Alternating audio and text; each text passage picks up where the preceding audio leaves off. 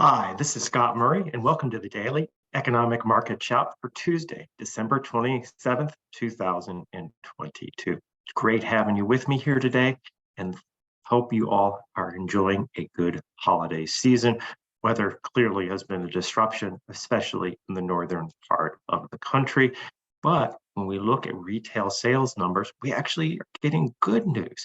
11% growth, according to MasterCard, with Black Friday being the number one sales day. So even though maybe some travel discomforts at the end of the Christmas holiday season, gift giving or gift buying element, still very strong numbers in the economy.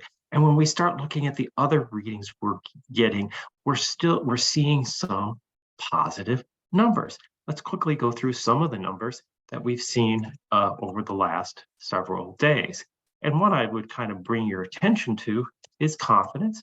We had the Michigan reading, which came out after we saw the confidence boards reading last week, and the Michigan reading was encouraging. It was encouraging in terms of the inflation number. We're seeing how people expectations of inflation are falling.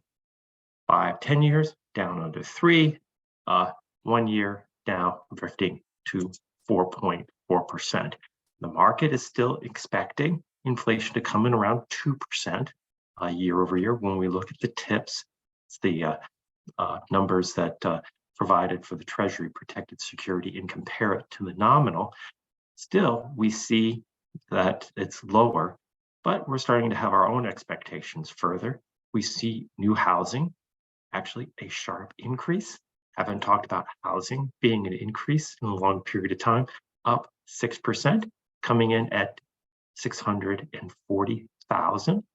That gives us a sense, and that's on an annualized basis, that housing stock has an opportunity to move up as we move further.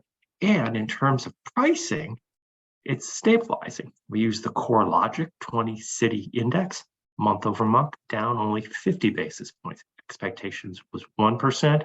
Previous month was 1%. So we're coming in at 8.6%. This is a year over year reading. That's not, of course, seasonally adjusted. And so that's telling us that the housing situation in terms of prices are not falling. That's good news. And as we see a moderation in the change in mortgage rates, I think we're going to start seeing, again, a movement back towards more supply. And I think more supply will start equalizing that market out. People still need housing. I think we're going to see that need move forward. So it's worth keeping our eyes on.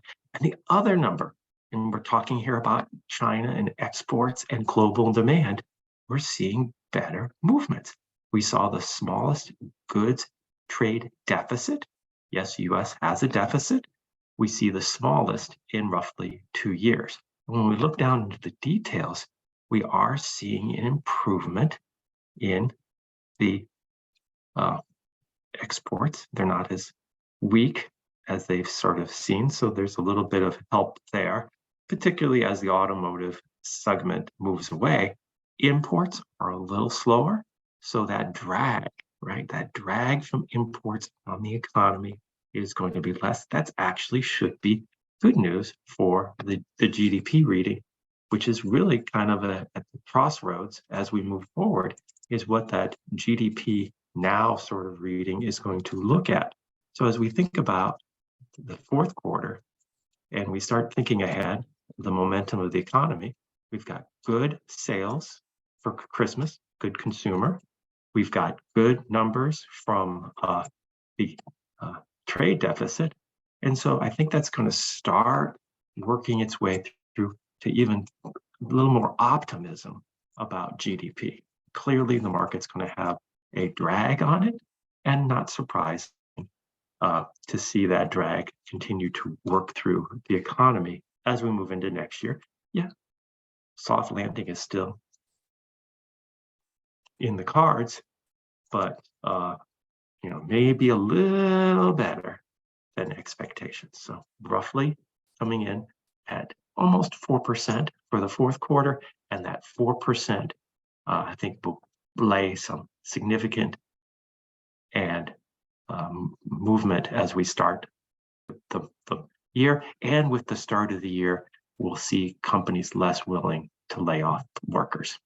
This is Scott Murray for the Daily Economic Market Shout. Thank you for joining me.